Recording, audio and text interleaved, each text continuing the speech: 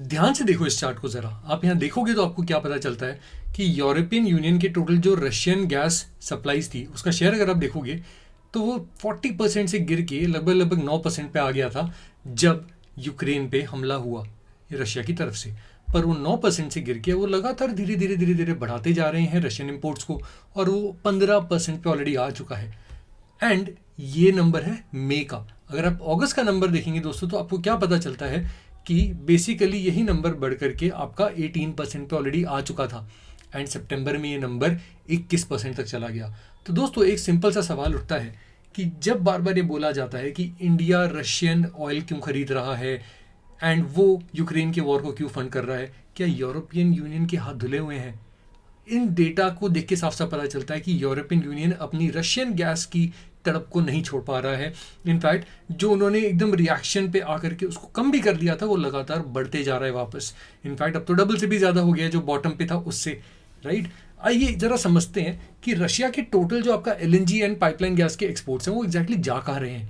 तो अगर आप ये यहाँ पे चार्ट देखोगे आपको क्या पता चलेगा कि एलएनजी हो या पाइपलाइन गैस हो, दोनों के लिए ही यूरोपियन यूनियन आज भी रशिया का सबसे बड़ा कस्टमर है। उसके बाद चलो चाइना है, पर अगर आप एलएनजी की बात करोगे तो आपको दिखेगा कि जापान ऑलमोस्ट चाइना के बराबर का, चाइना की टक्कर का कस्टमर है आज भी रशिया के लिए। उसके बाद साउथ कोरिया है। ये वो देश हैं जो कि बार बार इंडिया के ऊपर सवाल उठाते हैं, इंडिया के ऊपर प्रेशर डालते हैं कि आप रशिया का डिस्काउंटेड या फिर चीपर ऑयल मत लीजिए, पर आप खुद क्या कर रहे हैं। नमस्कार दोस्तों, मेरा नाम है Jayant Mundra and welcome to my channel. हम इस चैनल पे आए दिन इस तरह के फन फैक्ट डिस्कस करेंगे, ऐसी बातें डिस्कस करेंगे जो कि आमतौर पे हम मिस कर देते हैं। तो आइए आगे बढ़ते हैं और ये डिकोड करते हैं कि एग्जैक्टली यूरोपियन यूनियन की ये हिपोक्रेसी है क्या। तो देखो, अगर आप स्पेन का मार्केट लोगे तो आप देख सकते हैं कैसे ऑन एंड ऑफ स्पेन ने बार बार अपने रशियन इंपोर्ट्स को बूस्ट किया है।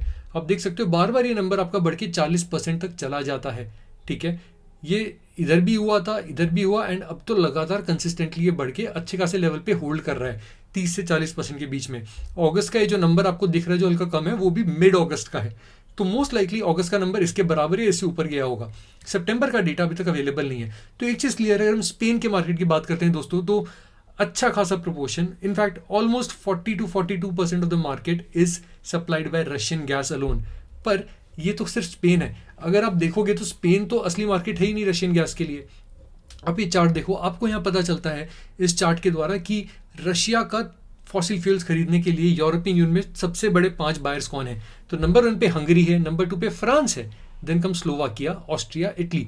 ठीक है, तो ये तो 5 मार्केट्स हैं जो कि ओपनली कर ही रहे हैं उनका परचेज। बट असलियत पता है क्या है, कई ऐसे मार्केट्स हैं जो कि Russian fossil fuels, Russian gas को इंपोर्ट कर रहे हैं पर दूसरे देशों से। सो इसलिए वो मास्क हो जाता है, लोगों को पता नहीं चलता कि वो एक्चुअल में रशियन इंपोर्ट कर रहे हैं।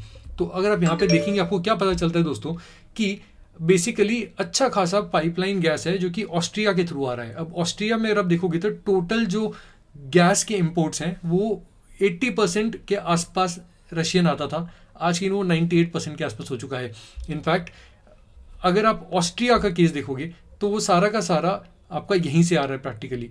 मीनवाइल अगर आप इधर का देखोगे इटली का केस, तो इटली जो है उन्होंने खुद तो बोल दिया कि हमने अपना पूरा का पूरा इंपोर्ट हमने बंद कर दिया है, मगर वो लगातार ऑस्ट्रिया के द्वारा इंपोर्ट करे जा रहे हैं।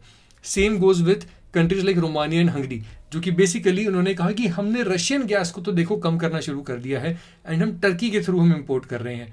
पर टर्की खुद कहाँ से गैस ला रहा है? रशिया से। सो हो ये रहा है कि देखो Azerbaijan and Turkey Russian gas को खरीद रहे हैं एंड अपना गैस बोल करके यूरोपियन नेशंस को बेच रहे हैं। अब ऐसा तो है नहीं, यूरोपियन नेशंस को पता नहीं है, उनके लीडर्स को पता नहीं है कि टर्किश अथॉरिटीज़ या फिर अजरबैजान की अथॉरिटीज़ हमें बेवकूफ़ बना रहे हैं। तो एक्चुअल में सबको पता है कि ऐसे चल रहे सप्लाईज तो ऐसे ही आएंगी, पर बोलने के लिए ज़रूर हो जाता है कि हम रशियन सप्लाईज नहीं ले रहे हैं, और यही है सारा गेम। इनफैक्ट अब ये नैरेटिव को काउंटर करने के लिए यूरोपियन यूनियन ने रिसेंट में क्या किया, सैंक्शंस अनाउंस कर दिए रशियन गैस के ऊपर। इसके ऊपर बहुत तालियां तो बजाई गई, पर अगर हम असली में न्यूज़ के अंदर जाए तो हमें पता चलता है कि ये तो कुछ और ही निकलता है। सो हेडलाइन बड़ी अच्छी लग रही है ये, पर अगर आप जाके इसकी डिटेल में पढ़ेंगे तो आपको पता चलेगा कि ये जो बैन है ये पेनल्टीज लगाता ही नहीं है यूरोपियन यूनियन के एलएनजी इंपोर्ट्स पे जो कि रशिया से आ रहे हैं। रादर ये खाली यही बोलते हैं कि यूरोप का कोई भी कंट्री रशिया से इंपोर्ट करके यूरोप के बाहर नहीं बेच सकता है, and that is something totally different. वो बेसिकली ये कह रहे हैं कि आप रशियन गैस की ट्रेडिंग नहीं कर सकते हो, यूरोप के कोई भी देश वहाँ का खरीद के बाहर नहीं बेच सकते। हाँ, यूरोप खरीदो, कोई दिक्कत नहीं है। So this is a mockery of the entire narrative जो बिल्ड किया गया है कि इंडिया को अटैक करा जा रहा है, चाइना को अटैक किया जा रहा है कि भाई आप रशियन ऑयल मत खरीदो, लेकिन हम जो है हम भर के हम गैस खरीदेंगे। अब हमने पहले से डबल भी कर दिया अपना इंपोर्ट, और ऐसे ही करते रहेंगे, कोई दिक्कत नहीं है। बड़ा ही कमाल का नहीं है ये? एंड इसलिए ये पिक्चर मेरे को बड़ी ही ऐप्ट लगी दोस्तों, आप देखोगे तो कि ये सारे घुमा फिरा के व्लादिमीर पुतिन के पास जा रहे हैं कि यार मुझे दे दो अपना तेल, मुझे दे दो अपना गैस, एंड ये वाला पूरा गेम चल रहा है यहाँ पे। और ये ऐसा नहीं कि सिर्फ यूरोपियन यूनियन का केस है, just look at what has happened with Japan. अगस्त में अगर आप देखोगे तो 49% अब था उनका रशियन गैस इंपोर्ट्स, यूएस की सप्लाई डाउन हो गई। क्यों? रशिया रेट ही ऐसे दे रहा है कि आप क्या करोगे, आप उनसे खरीदोगे। इनफैक्ट अगर आप देखोगे आपको क्या पता चलता है कि जापान का ओवरऑल जो आपका कंजम्पशन देखोगे गैस का इंपोर्ट वाला, तो वो जस्ट 1% अब था अगस्त में YOY। बट अगर आप उसका रशियन गैस का इंपोर्ट देखो, दैट वाज अप 49%। सोच के देखो रशियन गैस के मार्केट शेयर पे कितना बड़ा बूम आया होगा। एंड ये सब जब हो रहा है तो क्या इंडिया का ये वाला मजाक बनाना सही है दोस्तों वेस्ट का? ये बात हमें ज़रा सोचनी चाहिए। और इसी बात पे आज का डीप डाइव रैप करते हैं। Thank you, take care.